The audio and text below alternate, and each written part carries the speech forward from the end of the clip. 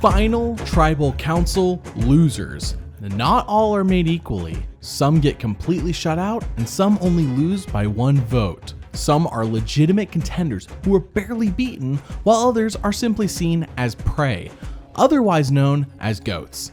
People you bring to the end knowing that the jury will not respect them or their game, and they should, in theory, be someone who is easy to beat. Survivor Thailand is the genesis of the GOAT strategy. Before we start, I want to thank you all for supporting this channel. If you want to see these videos weeks before they are ever released here on YouTube, then consider supporting this channel on Patreon. That Patreon also gets you access to the audio files for our Survivor podcast, and you get to pick which survivors I tell the stories of. With that out of the way, let's start the video. So let's briefly review the prior 4 seasons final twos, who made it to the end, who lost, and who won, because it's very important in the lead up to Survivor Thailand. In Survivor Borneo, Kelly Wigglesworth won the final immunity challenge and picked Richard Hatch over Rudy. She thought she had a better shot against him, but she was wrong, and Richard won 4-3. The winner of the first Survivor competition is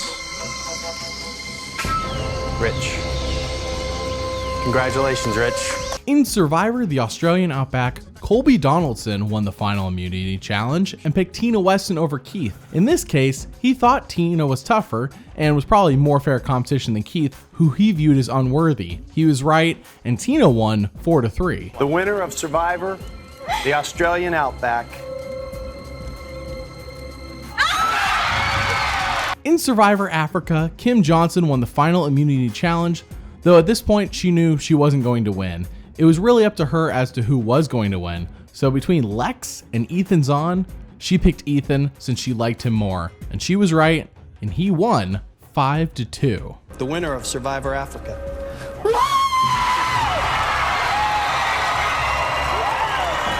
In Survivor Marquesas, Nalia wins the final immunity challenge and knows she can't beat Kathy, so she picks Visepia Towery, figuring she has a much better chance against Visepia. She was right, but also it didn't matter as Visepia won 4-3. The winner of Survivor Marquesas.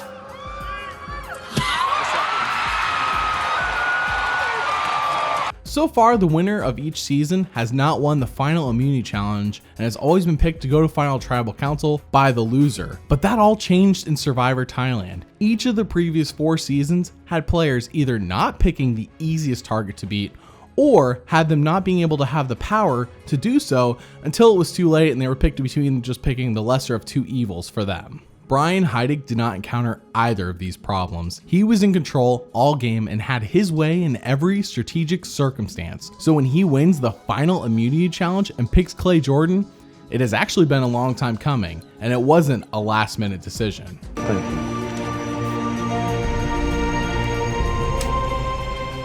There's nothing left to be said. You two have gone as far as you can go in this game. Brian at this point knows Clay isn't well liked. In fact, everyone on Chewegon knows that Clay isn't well liked. None of them like him. All season, he is outwardly a villain. Everyone knows it, albeit a funny one on occasion. What's in there? 20, 40, 60, 80, 100, 200, 300. I robbed the bank. And what else does it say? America, right here. Well, hellfire, we know that. What else does the note say? It's a gambling thing. No, Sherlock. Could you imagine if I'd been the one that tied that boat up, how it'd been all my fault? There ain't a person up in that camp said anything about, well, Ted, you should have tied it this way. But it has been heard all season that he doesn't work around camp and people do not trust him. Everyone knows that he will vote them out in a heartbeat if he needs them to. He doesn't care about alliances with them. Ted doesn't know we instigated those 3 votes for him, and he won't. We've been too true to Ted. The whole tribe has been too true to Ted. So why should he distrust us? It'll be a cold day in hell. It's not going to happen. However, they view Brian as a stand-up guy. They trust and respect him, though Brian in confessionals basically tells us that no one should be trusting him, and he's definitely not a stand-up guy, but face-to-face with the other castaways, they don't see that. You gotta be like ice. You're gonna have friendships, you gotta cut off those friendships. You gotta keep stringing people along and bam, throw them a nice slider. Mr. Freeze is in the house. One disposable, the loyal soldier, oops, and the good friend. When it gets down to the final 5, there are no more members of the other tribe. There are no more members of Suk Jai left. It is now just ChuiGon, and it is time to make the tough calls. Who do you want to go to the final 2 with? The players left are Brian, Clay, Jan, Helen, and Ted. While we have already touched on how everyone feels about Brian and Clay, Jan is generally well liked and is viewed as a sympathetic grandmother character. Helen is the hardcore military woman who has worked her butt off all game.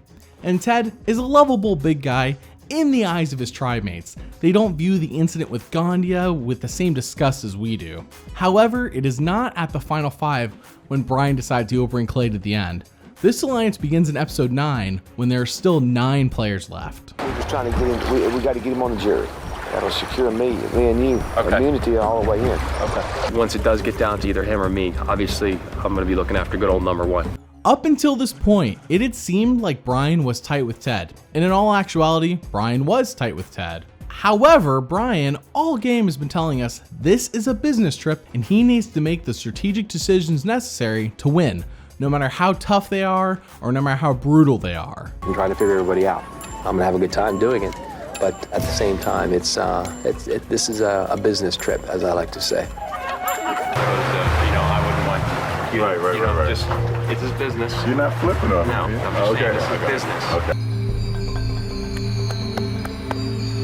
You've had to make some tough decisions. This is a business trip, strictly. So when it finally gets to the final 5, Ted has no idea Brian flipped on him 4 tribal councils ago, and he had no need to know.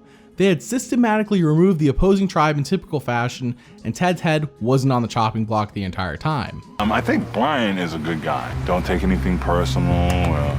Everything is based on business. He's wavering in our alliance. Ted senses now that Brian might be wavering, but he doesn't realize that Brian's made the decision a long time ago. And it doesn't matter, as this is far too late in the game. Brian wins immunity, and Jan actually has figured out why Brian is so close to Clay. Brian has played a very good game. Yes, he has. I have no problem with him. Why do you think he keeps Clay so close? Keep your friends close, you keep your enemies close. This all adds up as Brian votes out Ted, his closest ally. Ted, the tribe has spoken. Helen has been very convinced that her and Brian are tight. She even tells her husband this when he comes to visit on the family reward. See, Brian will play fair and with integrity, Clay won't. Clay's out for Clay, he's a selfish son of a gun, and he'll cut everybody's throat here if he thinks it'll get him the million. Though her husband says she should cut him to help her chance of winning, she says she will not do that. But I've seen the way people react to you. Really don't, maybe you don't need Brian. Get rid of the person that's the biggest threat. I just wouldn't feel right doing that. I trust Brian. Brian's an upfront guy. I don't trust Clay. She should have listened to her husband as Brian votes her out next. Cause and effect. You caused this effect.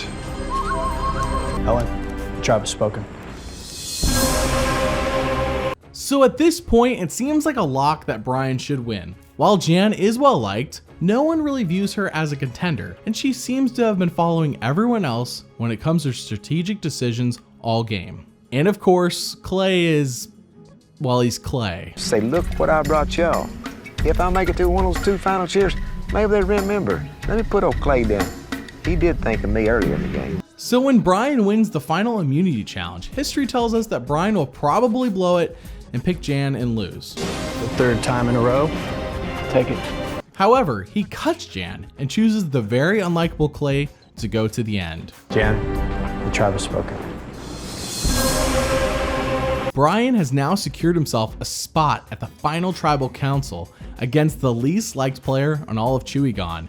No one from that tribe respects Clay, and his disrespectful answers to them at the tribal council show them that Brian made the right call. Fair with me. Yeah. 100% fair with me. Brian, is that true? No. I don't have anything else. That's all I got to say.